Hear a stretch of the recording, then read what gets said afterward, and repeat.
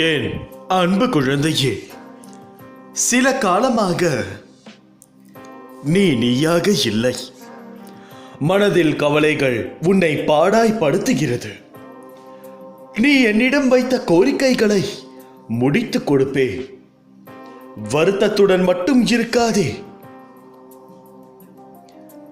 விடாமல் நீ என்னுடன் எப்பொழுதும் இரு. ஏதோ ஒரு காரணத்திற்காக இரு.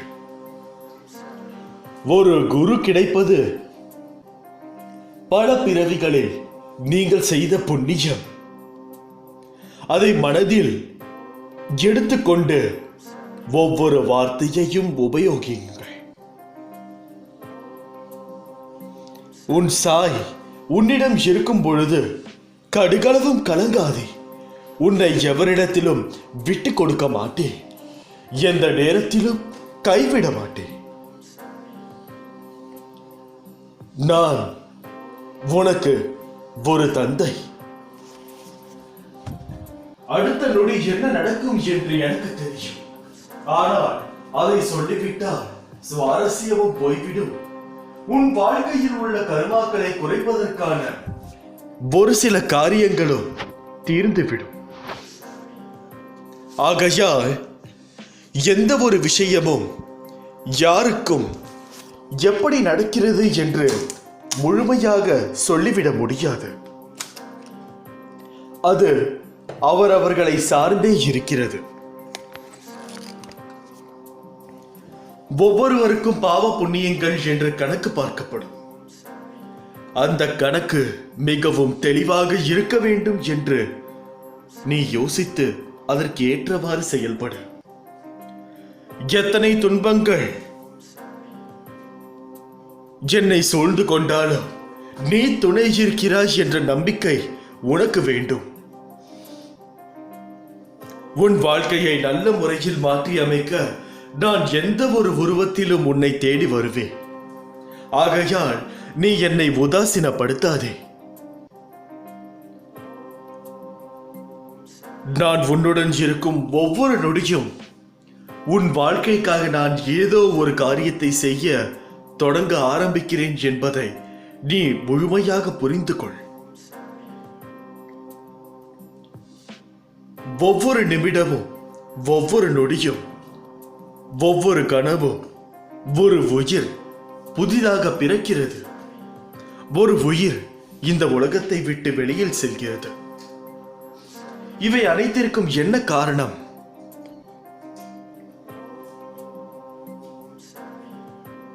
வயதானது, பழையது, அதற்கு உண்டான காலம் அவ்வளவுதான் என்று எடுத்துக்கொள்ளலாமா? இல்லை, அப்படியும் எடுத்துக்கொள்ள முடியவில்லை. ஏனென்றால் இளம் வயதிலேயே சிலர் இறப்பை சந்திக்கிறார்கள். நான் சிறிது நேரத்திற்கு முன் கூறினேனே பாவ புண்ணியம்.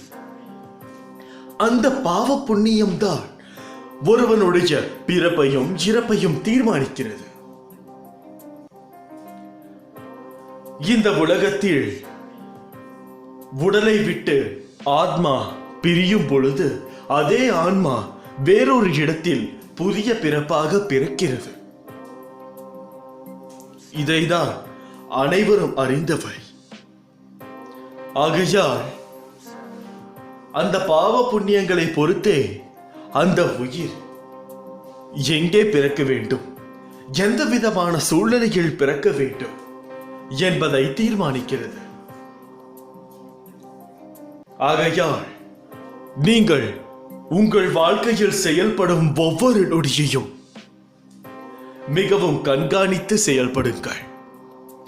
ஏனென்றால் எப்பொழுது வேண்டுமானாலும் இந்த உலகில் எது வேண்டுமானாலும் நடக்கலாம். அவை அனைத்திற்கும் நாம் தயாராக இருக்கிறோமா என்பதுதான் கேள்வி.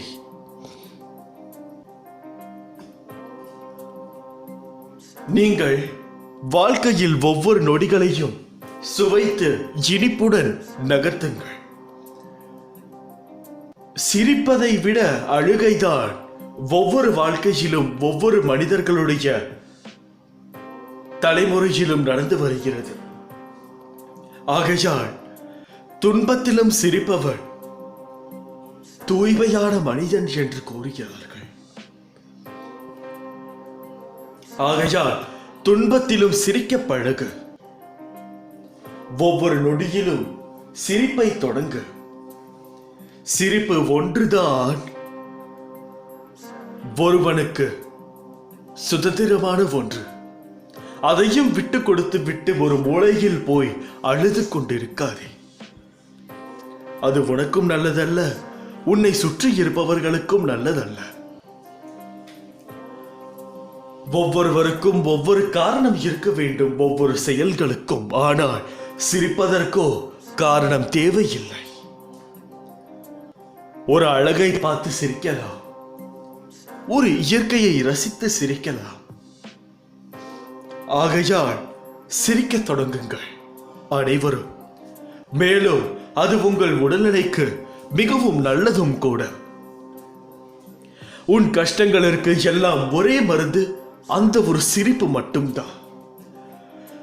ஒவ்வொரு நிமிடமும் உன்னுடைய வாழ்க்கையில் வரும் பிரச்சனைகளை எப்படி கையாளுவது என்று நீ நினைத்து கொண்டு ஒரு மூலையில் உட்கார்ந்து அதற்கான வழிகளை தேடும் பொழுது, இதற்கு வழியே கிடையாதா, நம் வாழ்க்கை இப்படியே முடிந்து விடுமா என்று யோசிக்கிற நீ சற்று கண்ணை மூடி என்னை தியானித்து பிறகு என்ன செய்ய வேண்டும் என்று தீர்க்கமாக யோசித்து ஒரு முடிவை உன்னால் எடுக்க முடியும். ஒவ்வொரு மனிதனுக்கும் அமைதி என்ற ஒரு குணம் மிகவும் முக்கியமானது. ஒரு நாளிற்கு குறைந்தது 1 மணி நேரமாவது அவன் அமைதியாக இருக்க வேண்டும், தூங்கும் நேரத்தை தவிர. ஏனென்றால் அமைதியாக இருக்கும் பொழுது ஒரு மனிதரின் ஆன்மா அந்த இடத்தில் மட்டும் இல்லாமல் பலவித இடத்தில் அது சுற்றித் திரிகிறது. அப்படி சுற்றித் திரிகையில் மிகவும் வேகமாக ஒரு கோளில் இருந்து இன்னொரு கோளிற்கு பரவக்கூடிய போகக்கூடிய மிக சக்தி வாய்ந்த வேகத்தை உடையது நம்முடைய ஆன்மா. ஆகையால் அந்த ஆன்மாவாகியது அனைத்து இடத்திலும் செல்லும் அந்த ஒவ்வொரு இடத்திலும் தனக்கு ஒரு வழி கிடைக்கும். அந்த வழி அவனுடைய மிகப்பெரிய பிரச்சனையில் இருந்து தப்பிக்க ஒரு சிறிய வழியாக மிகவும் எளிதில் அவனுக்கு கிடைக்கும். ஆகையால் அமைதியை கடைபிடிங்கள், சிரிக்க தொடங்குங்கள், சிரிக்க வைக்க தொடங்குங்கள். சுகத்தில் இறைவனுக்கும் சம்பந்தம் இல்லை.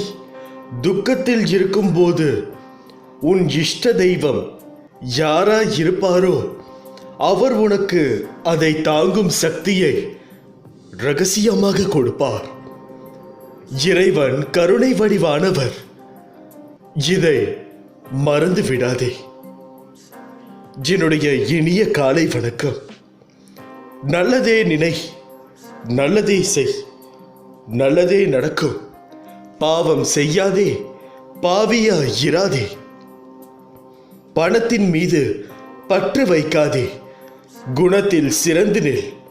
பாவம் தீர அன்னதானம் செய். ஆசைகள் இல்லாத வாழ்க்கையை நீ எப்போது தேடி செல்கிறாயோ அப்போது துன்பங்கள் இல்லாத வாழ்க்கை நிச்சயமாக உன்னை தேடி வரும். கர்மா என்னும் தூசுகள் உன்னை தாக்காமல் என் இமை உன்னை காக்கும். சிறு சிறு கர்மாக்கள் உன் கண்ணில் விழுந்து தூசியாய் உன்னை உறுத்தினாலும் என்மேல் நம்பிக்கையோடு இரு. அதையும் நான் எடுத்துக்கிறேன். நான் இருக்க பயம் எதற்கு? எப்போதும் எனக்கு ஏன் இந்த துன்பங்கள் என்று தேவையில்லாமல் புலம்பி தள்ளாதே. யார்தான் கஷ்டம் இல்லாமல் இருக்கிறார்கள்? அனைவருக்கும் கஷ்டம் என்பது நிரந்தரமான ஒரு விஷயம். இன்னும் எத்தனை நாட்கள் இழந்து போனதை நினைத்தே யோசித்துக் கொண்டு உன் வாழ்க்கையில் ஒவ்வொரு நொடியையும் வீணாக்கி கொண்டிருப்பாய் என்று எனக்கு தெரியவில்லை. நீ சந்தோஷமாக வாழ்வதற்கு பல காரணங்கள் இருக்க, ஏன் நடந்த துயர நிகழ்வுகளையே நினைத்து வருத்தி கவலைப்பட்டு கொண்டு இருக்கிறாய்? இல்லாத ஒன்றுக்காகவோ நிலைக்காத எண்ணங்களுக்காகவோ ஏன் வருத்தப்படுகிறாய்? நான் உன்னிடம் பலமுறை கூறிவிட்டேன், நடப்பது எல்லாம் நன்மைக்கே என்ற நம்பிக்கையுடன் எடுத்துக்கொள் என்று. ஏன் இதை மறுபடியும் கூறுகிறேன் என்றால், உன் வருத்தம் உன்னை தடுமாற வைக்கிறது. தடுமாற்றம் உனக்கு பயத்தை கொடுக்கிறது. பயமே உன் முகத்தை இறுக்கமாக்கி பார்ப்பவர்களுக்கு உன்னை ஒரு நோயாளியைப் போல் காட்டிக் கொடுக்கிறது. நம்பிக்கையின்றி ஏன் இப்படி ஒவ்வொன்றையும் மனதிற்கு உகந்ததாக எடுத்துக்கொள்ளாமல் மன உளைச்சல் தரும் விஷயங்களையே தேர்வு செய்து தத்தளிக்கிறாய்? உன்னுடைய பிரார்த்தனை நிச்சயமாக சரியாகிவிடும். உன்னுடைய காயம் மிக பெரியது என்பது எனக்கு தெரியும். நீ ஒவ்வொரு நாள் இரவோ யாருக்கும் தெரியாதது போல் அழுது கொண்டிருக்கிறாய். யாருக்கும் தெரியாது என்று நீயாக நினைத்துக் கொள்கிறாய். நான் ஒருவன் உன்னை பார்த்து கொண்டுதான் சிரிக்கிறேன். உனக்கானது அது இல்லை குழந்தையே. இதையும் தாண்டி இதைவிட மேலான ஒன்று உனக்கு நிச்சயமாக நான் கொடுப்பேன். போனவர்களை நினைத்து தேவையில்லாமல் கவலைப்படாதே, அழாதே. அவர்கள் எங்கே இருந்தாலும் நன்றாக இருக்க வேண்டும் என்ற குறிக்கோளோடு இரு. அவர்களுடைய சந்தோஷம் உனக்கு முக்கியமாக இருக்க வேண்டும். ஆகையால் போனவர்களை எப்பொழுதும் சந்தோஷமாக இருக்க வேண்டும் என்று பிரார்த்தனை செய்ய தொடங்கு. உன்னை ஏமாற்றி விட்டதால் அவர்கள் பொதுவாக ஏமாற்றுபவர்களும் அல்ல. அந்தந்த சூழ்நிலைதான் அந்தந்த மனிதர்களுக்கு அந்தந்த நிலைமையை கொடுக்கிறது. ஒருவன் உங்களிடம் தேவையில்லாமல் உங்களுக்கு வேண்டியப்பட்டவர்கள் பொய் கூறிவிட்டார்கள் என்றால் அது அவர்களுடைய நிலைமை. யாராலும் எதுவுமே செய்ய முடியாது. அந்த நிலைமையில் தன்னுடைய உயிர் காக்க, தன்னுடைய நட்பையும் காக்க, தன்னுடைய உறவையும் காத்துக் கொள்வதற்கு அவன் அதை ஒரு ஆயுதமாக பயன்படுத்துகிறானே தவிர உன்னை ஏமாற்றுவதற்காக அல்ல. உன்னை ஏமாற்ற வேண்டும் என்று நினைத்திருந்தால் அவர்கள் எப்படி வேண்டுமானாலும், எத்தனை முறை வேண்டுமானாலும் சந்தர்ப்பம் கிடைக்கும் பொழுதெல்லாம் உங்களை ஏமாற்றி இருக்கலாம். ஆனால் அனைத்திற்கும் ஒரு காரணம் இருக்கிறது.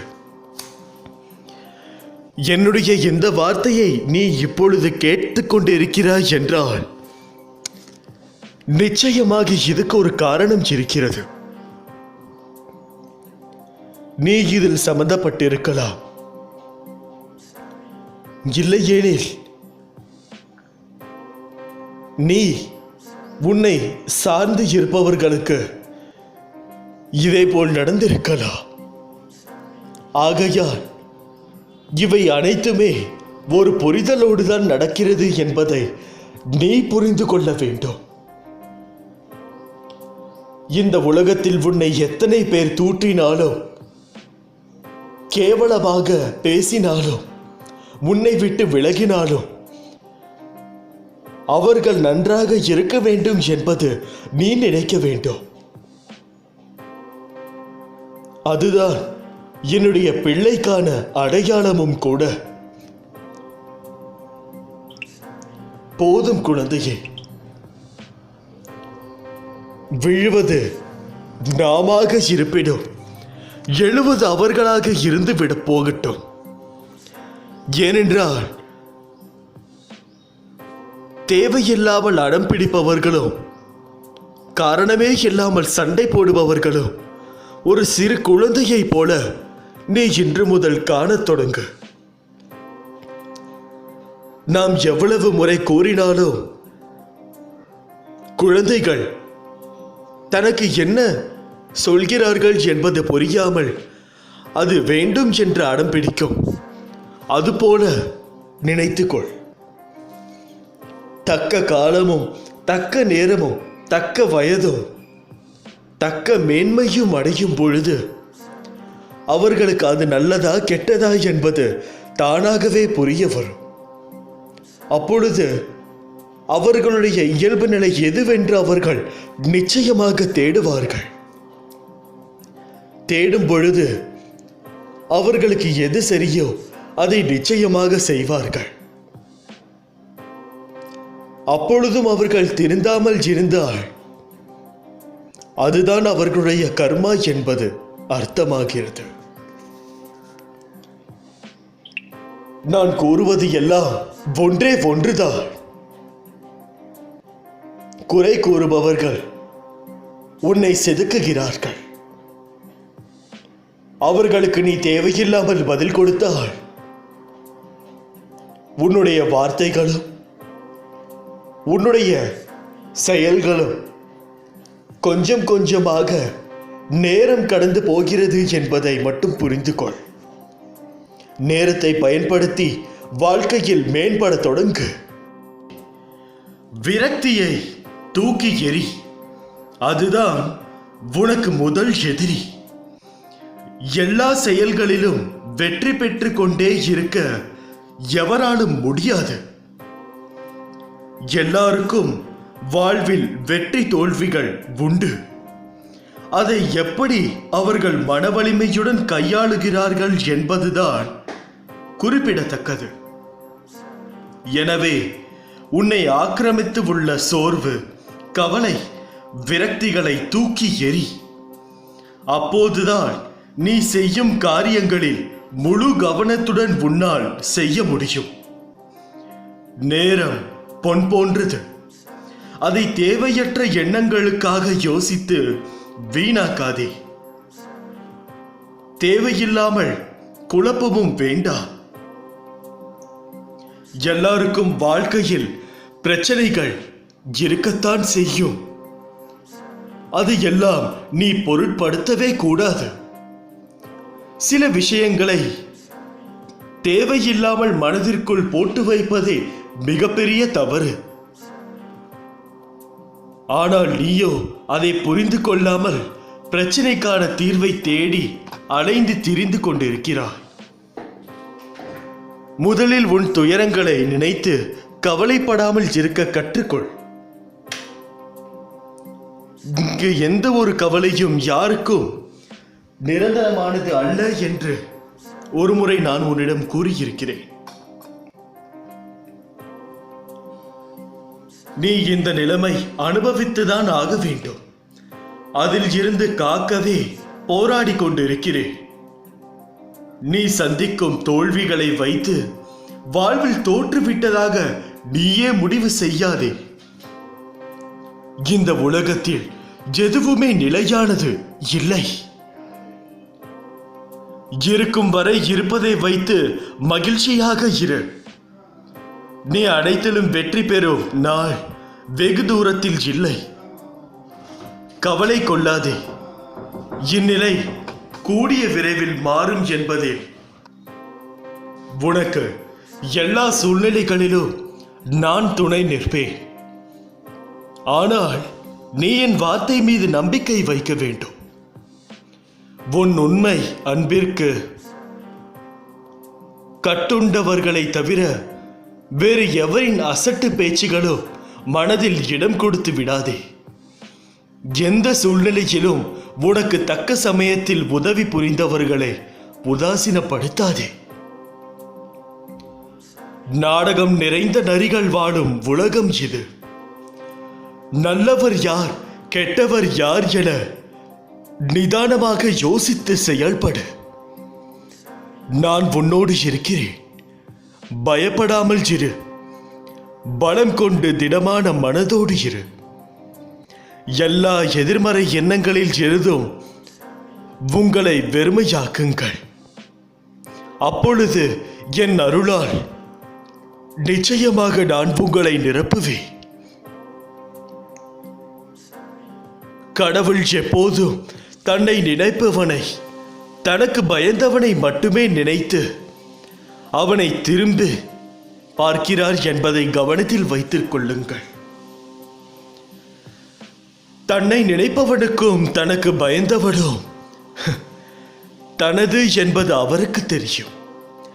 அந்த பக்தன் என்பவன் தனது அடைக்கல பொருள் என்பதையும் அவர் அறிவார். பக்தன் என்பவன் எப்போதும் அவரை நினைப்பதால் மட்டுமல்ல, அவர் சொன்ன வார்த்தைகளை கேட்டு அதன்படி நடக்கிறவனாகவும் இருப்பான். அவன்தான் பக்தன். நல்லதை சொல்லும் போது நமக்கு என்றும், கெட்டதை சுட்டிக்காட்டும் போதும் கோபப்படுவதும் பக்தருக்கு அழகல்ல. கடவுள் எப்போதும் நம்மை நோக்கி தனது வலிய கரங்களை நீட்டிக்கொண்டே இருக்கிறார். பக்தியோடு புத்தியும் உள்ள மனிதன் அந்த கரங்களுக்குள் தன் கரங்களை நினைத்து அவர் பிடித்துக் கொள்ள விடுகிறார். எச்சரிக்கை செய்தும் அலட்சியம் செய்கிறவர் நாசம் அடைகிறார். ஆகையால் இந்த பிறவியை நீ எப்படி பயன்படுத்துகிறாய் என்பது மிக மிக ஒரு முக்கியமான விஷயமாக போய்விட்டது. உனது கோரிக்கைகளை எனது செவிகளின் வழியாக கேட்டுக்கொண்டேதான் இருக்கிறேன். உனக்காக அவதரித்தவன் நான். உன்னை அழகுபடுத்தி வாழ்க்கை என்னும் புத்தகத்தில் உன்னை நுழைந்து அதை பக்குவமாக கையாள வைத்திருக்கிறேன். காயங்கள் இல்லாமலோ வலிகள் இல்லாமலோ வாழ்க்கையை கையாள முடியுமா? பொறுமை மற்றும் சகிப்புத்தன்மை வேண்டும். அகங்காரம், அகந்தை இவைகளை தவிர்க்க வேண்டும். அதன் பிறகு உன்னால் முடியும். வாழ்க்கை சக்கரத்தில் அனைத்தையும் எதிர்த்து சந்திக்க தயாராக இருப்பாய். ஒரு நாள் உனக்கு, இன்னொரு நாள் வேறொருவருக்கு. ஆகையால் கவலைப்படாமல் மகிழ்ச்சியோடு இருக்க கற்றுக்கொள். வாழ்க்கையில் வருவது அனைத்தும் நிரந்தரம் அல்ல, அனைத்தும் மாயை. உனது கோரிக்கைகள் எதுவாக இருந்தாலும் அதை கண்டிப்பாக நிறைவேற்றி தருவேன் என்பதில் சந்தேகமே உனக்கு வேண்டாம்.